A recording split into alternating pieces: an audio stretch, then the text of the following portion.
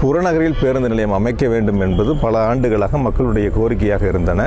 அந்த கோரிக்கையை ஏற்று 2021 சட்டமன்ற தேர்தலில் மாண்பு முதலமைச்சர்கள் தேர்தல் வாக்குறுதியாக வழங்கினார்கள். தேர்தல் வாக்குறுதியை நிறைவேற்றக்கூடிய வகையில் முதல் ஆண்டிலேயே அதற்கான அறிவிப்பை வெளியிட்டு 40 கோடி ரூபாய் நிதிகளை ஒதுக்கி தந்தார்கள். ஆனால் சிலர் நயவஞ்சகத்தோடு நீதிமன்றத்தை நாடினார்கள், வழக்கை தாக்கல் செய்தார்கள். அது உயர்நீதிமன்றம், உச்சநீதிமன்றம் என்று சென்று அந்த நீதிமன்றத்தில் வாதாடி வெற்றி பெற்று இந்த புதிய பேருந்து நிலையம் துணை முதலமைச்சர்களால் திறந்து வைக்கப்பட்டிருக்கின்றன.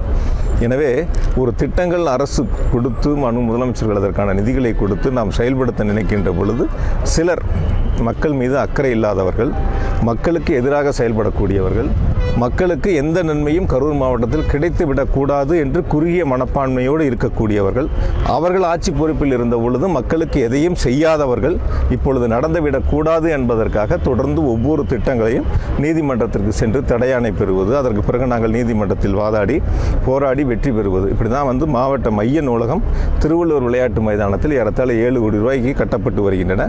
அதற்கும் நீதிமன்றத்திற்கு சென்று தடையாணை பெற்றார்கள். அதன் பிறகு அரசின் சார்பில் அரசு வழக்கறிஞர் நியமிக்கப்பட்டு நீதிமன்றத்தில் வாதாடி அது வெற்றி பெற்று இப்பொழுது பணிகள் நடைபெற்றுக் கொண்டிருக்கின்றன. இப்படி ஒவ்வொரு பணிகளாக கரூரில் முன்னெடுக்கக்கூடிய பணிகள் அனைத்துமே நீதிமன்றம் சென்று வெற்றி பெற்று பணிகளை தொடங்கக்கூடிய சூழல் இருக்கின்றன.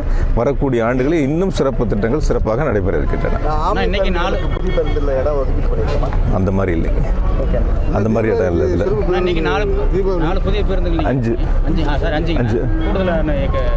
அது ரெடியாக அப்படியே எடுத்துருவோம். இன்றைக்கி 5 ரெடியாக இருக்குது, அதை இன்றைக்கி பயன்பாட்டுக்கு கொண்டு வந்திருக்கிறோம். மீதி பேருந்துகள் ரெடியாக பயன்பாட்டுக்கு வந்துடும். நன்றி. பிளே ஸ்டோர் மற்றும் ஆப் ஸ்டோரில் இருந்து பாலிமர் செயலியை QR கோடு மூலம் பதிவிறக்கம் செய்யுங்கள்.